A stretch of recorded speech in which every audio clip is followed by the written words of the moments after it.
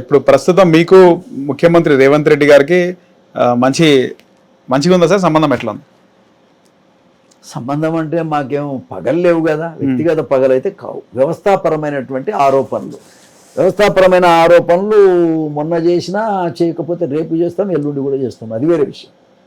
పని చేస్తే ఆయననే గౌరవిస్తాం ఖచ్చితంగా. నేను మొన్న కాంగ్రెస్ ప్రతినిధి మహాసభలో ఓపెన్గా చెప్పా, రేవంత్ రెడ్డి మొట్టమొదట ప్రకటించడమే కాదు ఏబిసిడీలు అమలు చేయడం నేను ముందుండని చెప్పినందుకు కృతజ్ఞతగా మాదిగలు అందరం నీతో ఉంటామనే ఒక రెజల్యూషన్ కూడా పాస్ చేయించాను.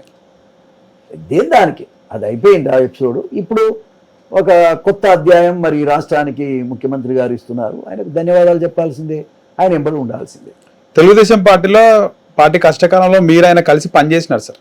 చాలా మంది పదవులు అనుభవించి కడియం శ్రీయర్ కానీ, మహేందర్ రెడ్డి, పోచారం శ్రీనివాస్ రెడ్డి వీళ్ళందరూ కూడా వెళ్ళిపోయినారు పార్టీ వదిలేసి. కానీ మీరైనా పనిచేసినారు, మీకు మంచి బాండింగ్ ఉండొచ్చు. చాలాసార్లు నేను కూడా ప్రత్యక్షంగా విన్నా, అన్నాని సంబోధిస్తూ మీ గురించి మాట్లాడుతున్నారు. ఎవరు? రేవంత్ రెడ్డి గారు. అవును, ఏ సభలో అయినా కూడా ఇప్పుడు కూడా కనబడితే అన్నానే అంట పాప. అదే అందులో ప్రాబ్లం ఏం లేదు. టికెట్ మిగతా బాగా అందరు ఇప్పుడు మంచిగా అయిపోయి ఆయన విమర్శించడం వాళ్ళే మంచిగా పక్క నుండి పని చేయించుకుంటున్నారు కదా. అదే తమ్ముడు, ఓసారి నవ్వు వస్తుంది, ఓసారి బాధేస్తుంది. నేను ఎవరో తెలియని కాలంలో ఎన్టీ రామారావు గారు ప్రోత్సహించి పెద్ద చేశారు. అవును సార్. నేను ఎవరో తెలిసి 30 ఏళ్ళ సీనియారిటీ ఉండి నీతికి నిజాయితీకి మారు పేరుగా బతికిన మోతుకుపల్లి నరసింహులు గారికి టికెట్ రాలేదు ఈ కాలంలో అంటే ఇక నాయకత్వాలు ఎట్టున్నాయో నువ్వు చెప్పాలి, నేనేం అనలేదు దానికి. అట్లా అనమాట. అందుకని ఇక టైం అంతే, ఇక ఏం చేస్తాం, పేదవాళ్ళం. ఈ ఎంపీ ఎలక్షన్స్ తర్వాత ఎక్కడైనా కలిసినారా సార్? అంటే మొన్న రీసెంట్ కలిసినట్టున్నారు. ఏడ కలవలే. ఆయనకు థ్యాంక్ చెప్పాలి పర్సనల్గా. ఆయన అవకాశం మరి 2-3 సార్లు ట్రై చేశాను కానీ మరి కుదరలేదు, కానీ చూద్దాం. ఇటు చంద్రబాబు నాయుడు గారిని కలిసినారా సార్? చంద్రబాబు నాయుడు గారిని కలవచ్చే ప్రయత్నం చేశాను. ఆయన కూడా బిజీగా ఉన్నాడు. ఒకటి మన మా టికెట్ల దాంట్లో ఈనాడు పేపర్లో మొట్టమొదట నా పేరు ప్రకటించినటువంటి మహనీయుడు మన రామోజీరావు గారు. ఆయన చనిపోయినప్పుడు మాత్రం అక్కడ కలిసి నమస్కారం చేశాను. ఆయన కూడా హ్యాపీగా రిసీవ్ చేసుకున్నాడు. రమ్మని కూడా అన్నాడు, బట్ వెళ్ళాలి కలిసి. ఇటు తెలంగాణకు వచ్చినప్పుడు మళ్ళీ కలిసే అవకాశం ఉంటుందా సార్? ఎవరు? మీరు. అరే ఎందుకు గెలవకూడదు, ఏముంది గెలవడానికి? మళ్ళీ తిరిగి సొంత గూటికి. ఇక్కడ గూడే లేదు, సొంత గూడి అంటే నేనేం చేసేది? తెలంగాణ తెలుగుదేశం పార్టీ ఉంది కదా సార్, క్యాడర్ ఉంది, నడిపించే నాయకుడు లేడు కదా సార్.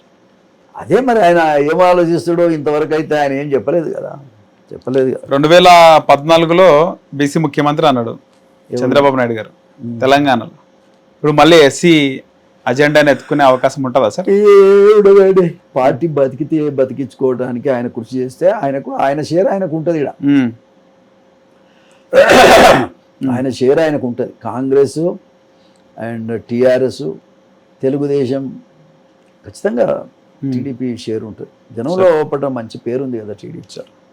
అదే సీనియర్ రాజకీయ నాయకుడిగా మీరు సినిమాల్లో కూడా చేసినారు ముఖ్యమంత్రి పాత్రనే. ఉండేనా సార్ ఏదైనా ఒక్కసారన్నా రాష్ట్రానికి ముఖ్యమంత్రి కావాలనేది ఏమైనా ఉండేనా సార్ మీకు?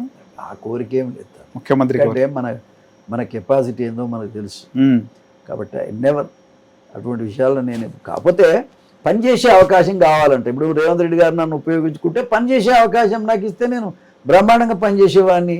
అరే నాకు నా చేతులు కట్టేసిరనే బాధ తప్ప నాకు వేరే ఆలోచన లేవు. ఏదో ముఖ్యమంత్రి కావాలి, ఉన్న నాయకుడిని ఏదో చేయాలి కూడా లేదు నాకు. అట్లా అప్పుడు కూడా లేదు, ఇప్పుడు కూడా లేదు, ఎప్పుడు కూడా ఉండదు కూడా, నాకు అవసరం లేదు. రైట్. అట్లా కాకపోతే మంచి సలహాలు ఇవ్వాలి, పార్టీని సరైన పద్ధతిలో నడిపించాలి. మాలాంటి వాళ్ళు ఉంటే పార్టీ ఇమేజ్ పెరుగుతుంది. ఆయన ఒక్కడే చేసుకోలేడు కదండి, ఆయన చెప్పుకుంటే ఏం లాభం? నలుగురు మంచి క్రెడిబిలిటీ ఉన్న నాయకులను, ఎస్సీలను, బీసీలను పక్కన పెట్టుకొని నడిపించుకోవాలి ఆయన ప్రభుత్వాన్ని. అది చేసుకోవాలనేది నేను కోరుకుంటా ఎప్పుడైనా, ఇప్పటికైనా ఇంకా ఆయన ఇష్టం. మిగతా విషయం హేమీలు పెట్టుకున్నారు కదా సార్ మీరు చెప్పిన విధంగా. ఎప్పుడు ఎన్టీఆర్ గారిని చాలా మంది రాజకీయ నాయకులు కొంతమందిని పక్కన పెట్టుకొని నడిపినారు. అప్పుడు పరిస్థితులు వేరు. అప్పుడు కూడా జస్టిస్ పున్నయ్య లాంటి వాళ్ళ యొక్క సాగమాలనే కదా పున్నయ్య. మరి ఆ కాలంలో అదే మహేంద్రనాథ్ మాదిగ, సదాలక్ష్మి గారు మాట చెప్తున్నాను. కొంతమంది పెద్ద తలకాయల్ని ముంగడ పెట్టుకొని ఆయన పనిచేసినటువంటి సందర్భాలు ఉన్నాయి. మాలాంటి యువకులమైనా మమ్మల్ని గౌరవించి మా సలహాలు కూడా తీసుకుంటేనే ఈ గురుకుల పాఠశాల నేను పెట్టించినాయే, ఉమ్, ఎస్సీ గురుకుల పాఠశాల ఉన్నాయి కదా, దాన్ని నేను పెట్టించినాయి. నేను ఫస్ట్ నా మండలంలో పెట్టుకున్నా ఎస్సీ గురుకుల పాఠశాల రాజపేట అని. నేను పుట్టిన మండలంలో ఉమ్, ఎన్టీ రామారావు గారు అవకాశం ఇచ్చారు. అదే దాన్ని ఆసరా చేసుకొని ఇవి వచ్చినాయి. ఏది బీసీ గురుకుల పాఠశాలలు, ఓకే, ఎస్టీ గురుకుల పాఠశాలలు ఇవన్నీ వచ్చినాయి. అప్పటికి కొన్ని ఉన్నప్పటికీ ఎన్టీఆర్ తరహాలో పెట్టినటువంటి ఎస్సీ ఎస్టీ బీసీ మైనార్టీ వర్గాల గురుకుల పాఠశాలలు డిఫరెంట్ స్టైల్లో పెట్టించినాం అప్పుడు. ఉమ్, అవి ఇప్పుడు వందలైనవి.